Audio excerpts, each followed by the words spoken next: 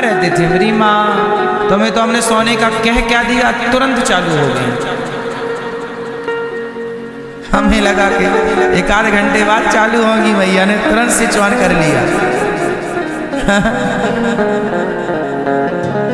मैया वेदव्यास जी कहाँ रहते थे मेरी माँ?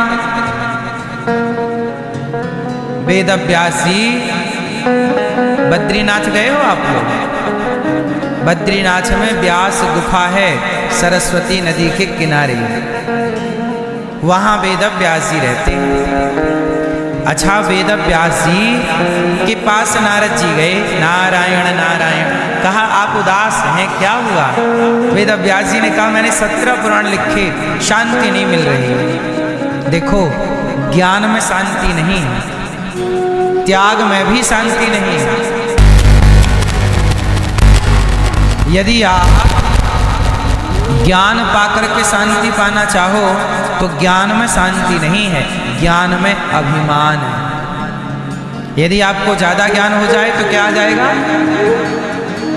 तो ज्ञान में शांति नहीं है, क्योंकि ज्ञान में तो अभिमान है। त्याग में भी शांति नहीं है, क्योंकि त्याग में भी अभिमान है। कोई तनिक सा त्याग करे तो डिंडोरा पीटता है कि देखो जी मैंने किया। तो ज्ञान में भी शांति नहीं और त्याग में भी शांति नहीं। और आप शांति पाना चाहते हैं तो नारद जी ने कहा वेदव्यास जी आप प्रेम की कथा लिखिए। किसकी कथा लिखिए? जिस कथा को सुनने से हृदय में प्रेम जागे वह कथा लिखिए। तब वेदव्यास जी बोले मैं क्या लिखूं? तब कहा कि प्रेम की प्रतिमूर्ति कौन है? भगवान के 24 अवतार हुए कि नहीं? भगवान श्रीमन नारायण के कितने अवतार हुए?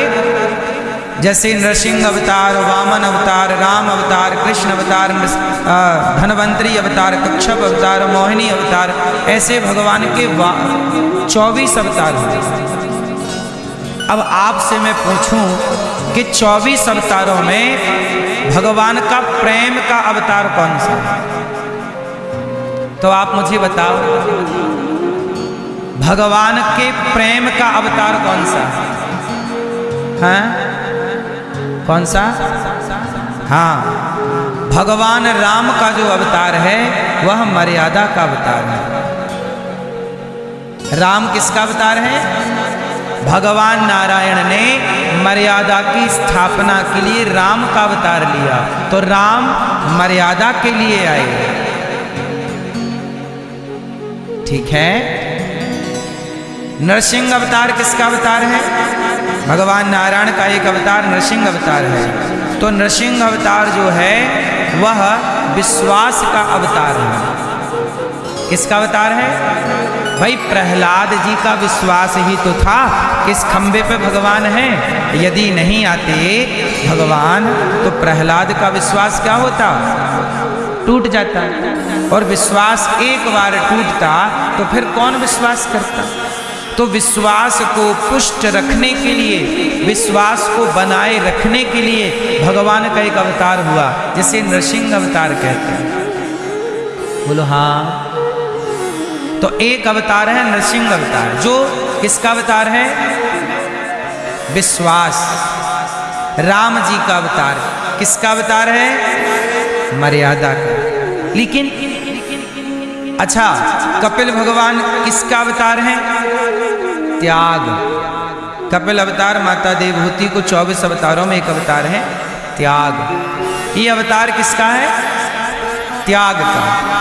लेकिन एक अवतार है जहां प्रेम है, और वो अवतार है कृष्ण अवतार। तो श्री कृष्ण कौन है? प्रेमावतार है। ये प्रेम का अवतार है। इसलिए कृष्ण की लीला में क्या है? प्रेम है। इसलिए यहाँ प्रेम, इसलिए वृंदावन प्रेम की नगरी कही जाती है। यहाँ प्रेम करने वाली माँ यशोदा है, यहाँ प्रेम करने वाली गोपियाँ हैं, यहाँ प्रेम को पुष्ट प्रकट करने वाले स्वयं भगवान श्री कृष्ण हैं। तो भगवान के 24 अवतारों में प्रेम का अवतार कृष्ण है। तो वेद व्यास जी को नारद जी ने कहा कि आपने अभी तक कृष्ण का पावन चरित्र तो विस्तार से लिखा नहीं।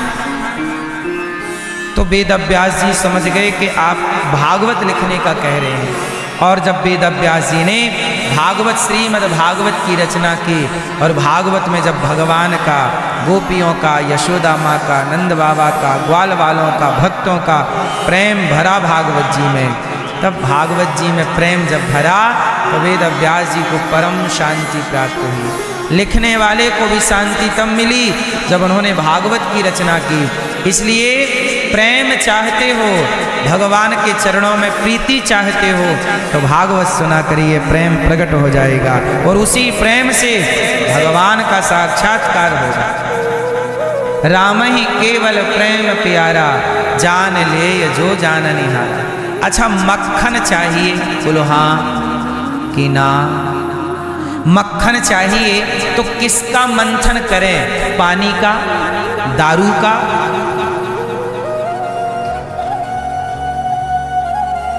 छाछ का, तेल का, घी का, किसका? मक्खन चाहिए तो दही का ही मंथन होना चाहिए। दही का मंथन होगा तो ही मक्खन मिलेगा, तेल का मंथन होगा तो ना मिलेगा, पानी का मंथन होगा तो ना मिलेगा।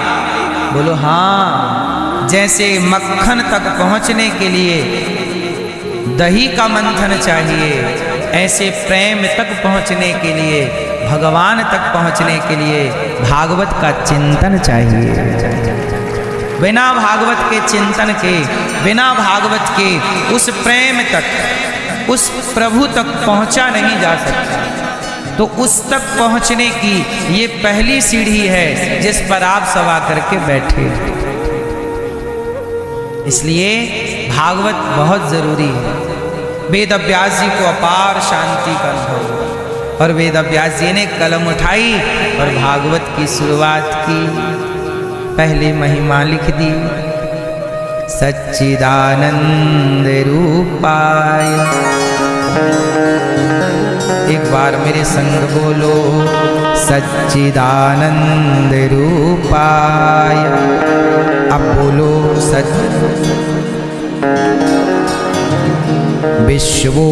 विश्वोत्पत्त्यादि हेतवे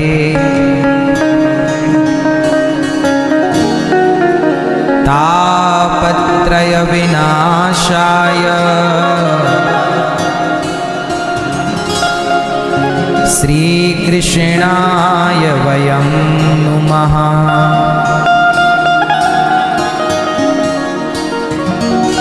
सच्चिदानंद रूपाय विश्वोत्पत्त्यादि हेतवे तापत्रय विनाशाय श्रीकृष्णाय वयं नुमः। सच्चिदानंद। अब देखो वेद व्यास जी ने भागवत की शुरुआत कर दी। अब क्या लिख रहे हैं? सच्चिदानंद रूपाय। सबसे पहले वो भगवान के बारे में बता रहे हैं। भगवान कैसे हैं, ईश्वर कैसे हैं। मैया भगवान कैसे हैं? कैसे हैं भगवान? अच्छे हैं। Who is God? कैसे हैं ईश्वर? ईश्वर सच्चिदानंद स्वरूप हैं। कैसे हैं भगवान? सच्चित आनंद। कैसे हैं भगवान? सच्चित आनंद, सत्य स्वरूप भगवान। आप लोग सच्चे हैं कि झूठे हैं? मैया आप सच्ची हो मेरी माँ कि झूठी हो? मैया आप सच्ची हो कि झूठी हो? नहीं, सच्ची। मैया आप सच्ची हो झूठी हो? सच्चे हो। चलो बताओ, सत्य किसे कहते हैं? सत्य किसे कहते हैं? मैया सत्य किसे कहते हैं?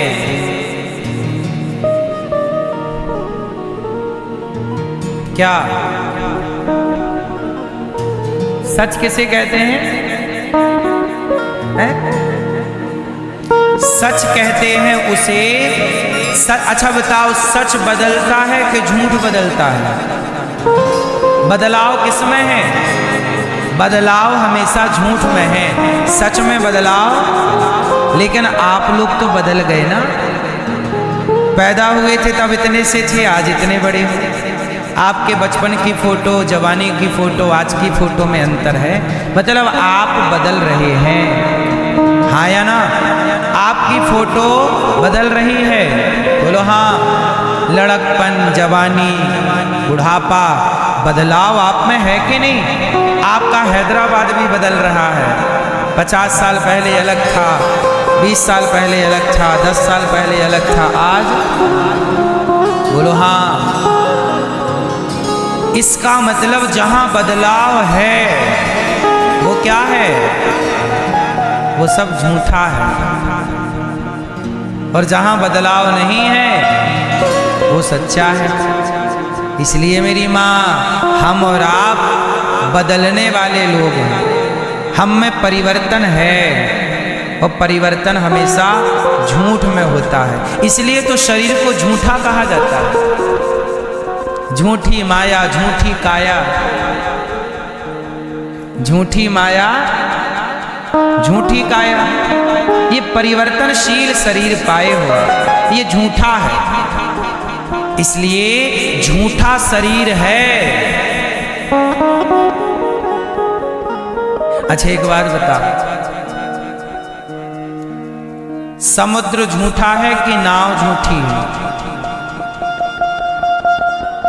बोलो, क्या झूठी है? नाव। नाव आज है, ये वाली नाव आज है, 50 साल बाद ये नहीं रहेगी, 100 साल बाद नहीं रहेगी, 200 साल बाद नहीं रहेगी। बोलो हाँ। पर समुद्र तो 200 साल पहले था, 200 साल बाद भी नाव झूठी है। लेकिन एक चीज मुझे आप बताओ कि नाव भले झूठी है, पर इस झूठी नाव से हम समुद्र को पार कर लेते हैं कि नहीं? बोलो हाँ। हम झूठी नाव से सच्चे समुद्र को पार कर लेते हैं कि नहीं? उसी तरह शरीर भले झूठा है, पर झूठे शरीर से सच्चे भगवान को पाया जा सकता है।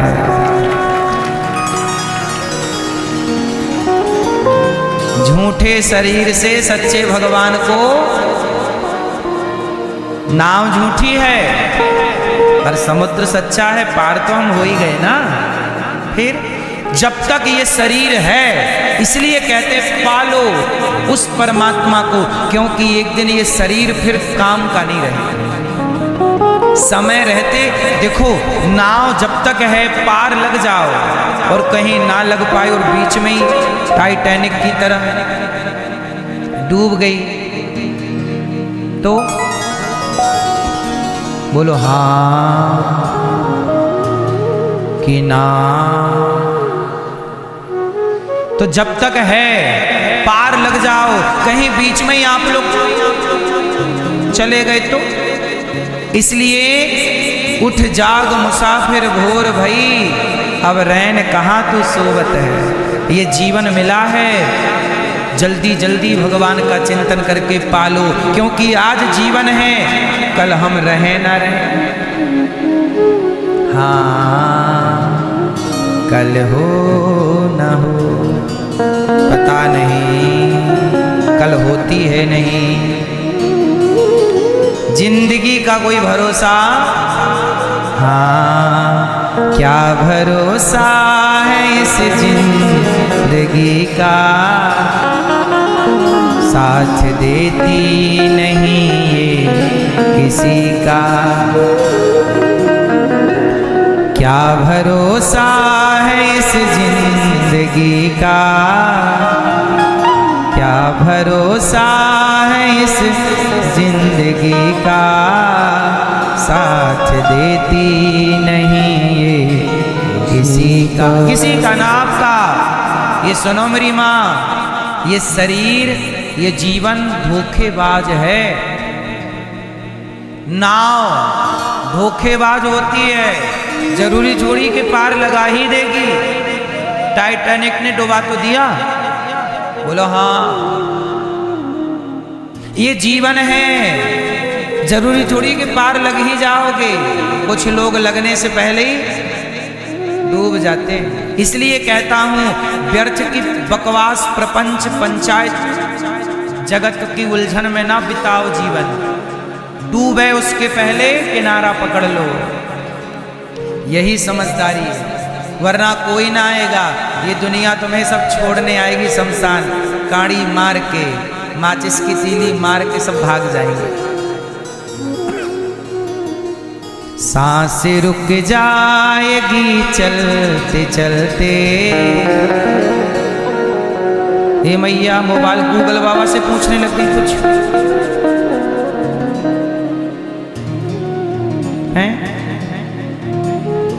मैया मोबाइल पे पूछने लगी, बताओ महाराज जी जो कह रहे हैं सही कह रहे हैं गलत कह रहे हैं?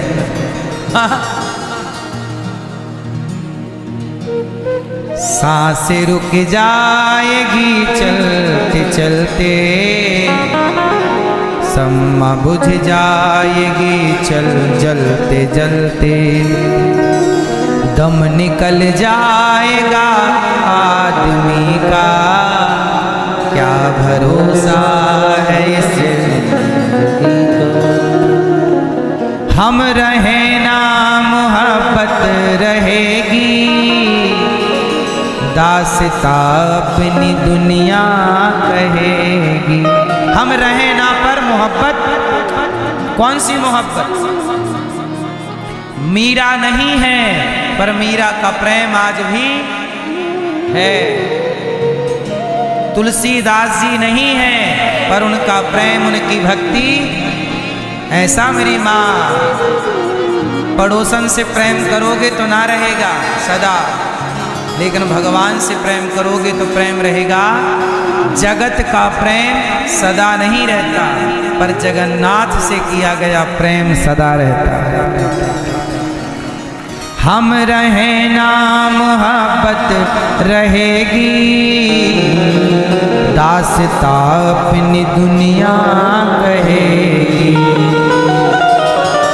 नाम रह जाएगा आदमी का, क्या भरोसा है इस जिंदगी का। ये दुनिया हकीकत पुरानी, ये दुनिया पुरानी आज की थोड़ी। हम जैसे कितने संसार में आए और हम जैसे कितने। ये दुनिया हकीकत पुरानी, चलते रहना है इसकी रवानी। फर्ज पूरा करो जिंदगी का। आपका फर्ज क्या है? किनारे लगना। आपका फर्ज क्या है कि नाव अब कहाँ लगे? भाई नाव पे आप बैठ गए और नाव चल पड़ी, अब जिंदगी शुरू हो चुकी। वो किनारे लगे बिना यदि रह जाए तो फिर चलना बैठना सार्थक हुआ? नाव पर बैठे हो तो किनारे लगे बिना उस पर बैठना सार्थक कैसे होगा? तो फर्ज पूरा करो जिंदगी का। आप लोग जिंदगी का फर्ज पूरा करो। क्या फर्ज है आपका? हे मैया, ओ पंचायती मैया, क्या फर्ज है आपका? क्या फर्ज?